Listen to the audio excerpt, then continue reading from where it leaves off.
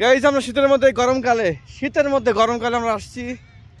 এটা দিয়াবাড়ি আর কি, দিয়াবাড়ি মধ্যম না উত্তর, যাই হোক মেট্রো রেলের পাশে নামছি আমরা। নামার পরে দেখি যে এখানে বিনোদনের জায়গা আছে, পার্ক সব কিছু আছে, অনেক মানুষজন বিনোদন করতে আসছে। তো আমরা আসছি কিন্তু বাইক নিয়ে, এই যে আমাদের R15 বাইক নিয়ে আসছি আমরা, ভার্সন 6।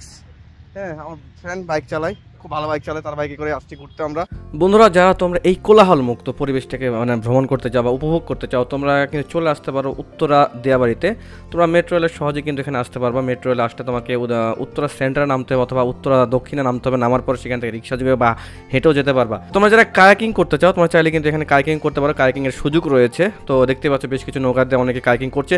আর সবচেয়ে মজার ব্যাপার হচ্ছে এখানে কিন্তু খাবার দাবারের তেমন কিন্তু সুযোগ তেমন এখনো হয়ে ওঠেনি। আমরা যে গেলাম এখানে তেমন দোকানপাট নাই। তো তোমরা যদি কিছু খাবার নিতে চাও আগে থেকে খাবার নিয়ে এসো, অথবা বাদাম পাইতে পারো, হালকা বাদাম, ফুচকা তেমন দেখলাম না।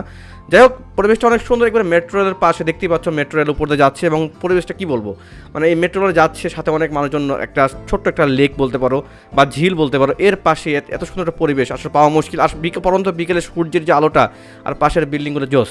তো এইখানকার যে মূল যে আকর্ষণটা থাকতে সেটা হচ্ছে কিন্তু এখানে সূর্যমুখী ফুলের বাগান।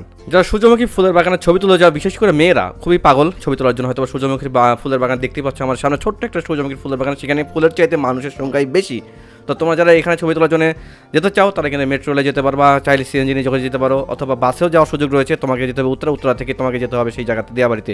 তো যাই হোক, আমরা এই সূর্যমুখী ফুলের বাগান থেকে এখনই বিদায় নিব। কেমন লাগলো সূর্যমুখী ফুলের বাগানটা? আর মানুষ বেশি না ফুল বেশি অবশ্যই কমেন্টে জানাবা। এই ফুলের বাগানে এত মানুষ দেখার পরে আমার ফ্রেন্ডের অনুভূতিটা জোশ ছিল। এত মানুষ, ফুলের গাছগুলো কয়দিন বাঁচানো টেনশনে আছে। যাই হোক, আমরা উত্তরা দিয়াবাড়ির পর্ব শেষ করে এবার চলে আসছি উত্তরা নর্থ টাওয়ারের পাশে সিরাজ চুইগোস্তে। এই রেস্টুরেন্টের খাবারের সাথে সাথে যে রাস্তার পাশের যে ভিউটা রয়েছে, জাস্ট ওয়াও লাগে আমার কাছে। তাই এর আগে ওই রেস্টুরেন্টে আসছিলাম, আবার নতুন করে রেস্টুরেন্ট চলে আসছে আমার বন্ধুকে নিয়ে।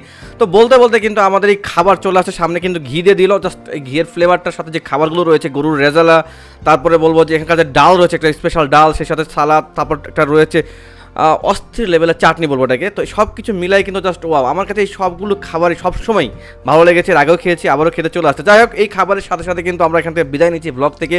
জানি না তোমাদেরকে ভিডিওটা ভালো লেগেছে কিনা। তোমাদের কাছে ভিডিওটা ভালো লাগলে অবশ্যই লাইক করে দিবা, ফলো করে দিবা, ইউটিউব থেকে সাবস্ক্রাইব করে দিবা। দেখা হবে ইনশাআল্লাহ নেক্সট ব্লগ ভিডিওতে। সে পর্যন্ত সবাইকে আল্লাহ হাফেজ, টাটা, বাই বাই, সবাই ভালো থাকো।